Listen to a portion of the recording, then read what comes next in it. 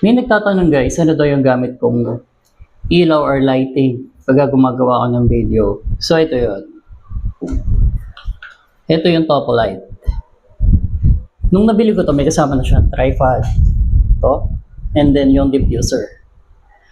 Ngayon guys, kung mag-charge kayo, pwede kayong gumamit ng Type-C na cable. Dito siya kina-charge. So ganito yung quality ng ilaw. Diba? Napakaganda. And then, pwede nyo rin siyang baguhin yung kulay.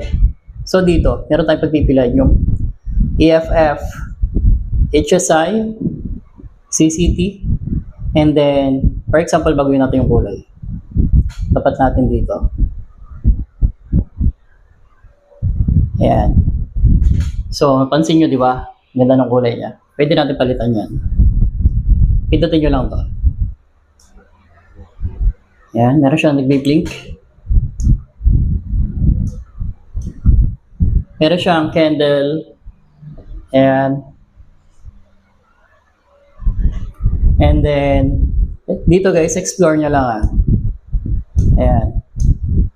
Meron siyang ambulance. Or yung police. Ambulance, ayan.